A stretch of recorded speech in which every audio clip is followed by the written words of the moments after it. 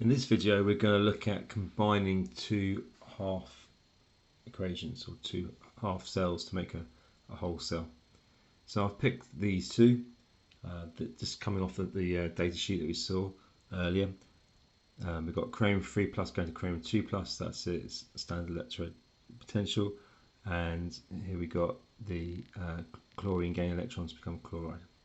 So I'm going to draw the two half cells, connect them up, work out which one's going which direction, make an overall equation, and work out the E cell value, the actual voltage produced when these two half cells are put together. So that's the basic setup. So this one here was the chromium. They're both ions, they're both aqueous, so they're in solution like so.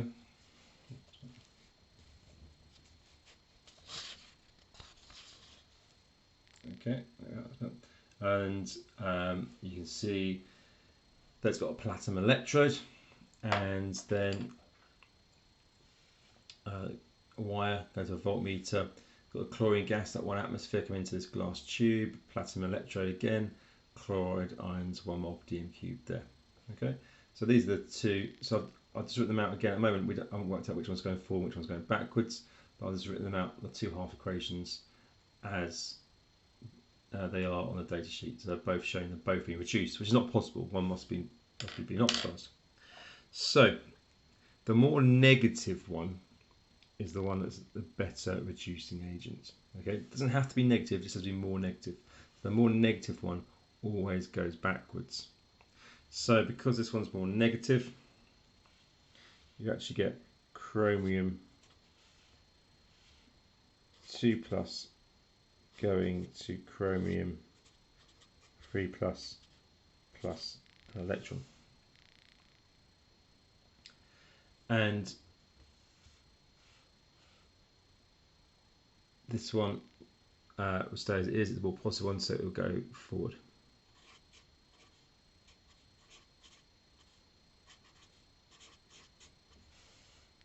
Okay, now I want to combine those two half equations to make an overall equation.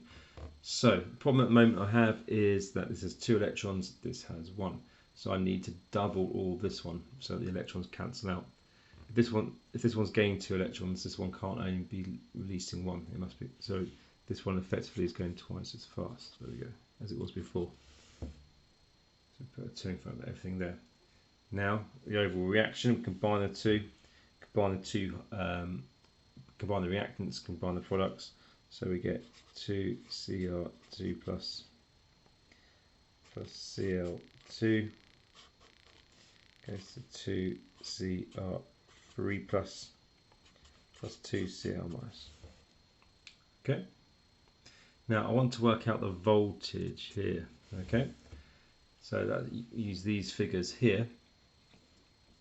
So it doesn't make any difference. I've times this one by 2. But that will still be 0.42. Okay, but because it's going backwards, the more negative one always goes backwards. We're actually effectively flipping the sign. So what we do is we do 1.36. That's the more positive one. Minus 0.42. Basically, we're flipping the sign. Okay, and that gives us 1.78 volts. And that value we call E cell. Okay, that's the voltage produced by that cell.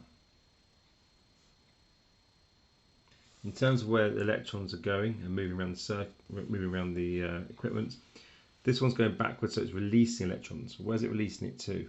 They're not going to float around in the solution. They're going through the electrode into the wire. So the electrons are coming into the wire from this side, because this is the side that is being oxidized, releasing the electrons around here, like so. When they get to here, they join up with chlorine to make chloride ions. There'll be a build-up of positive ions here, but luckily we've got the salt bridge. The positive ions will move this way across the salt bridge. And on this side, there'll be a build-up of negative ions, but again, the salt bridge allows them to move across.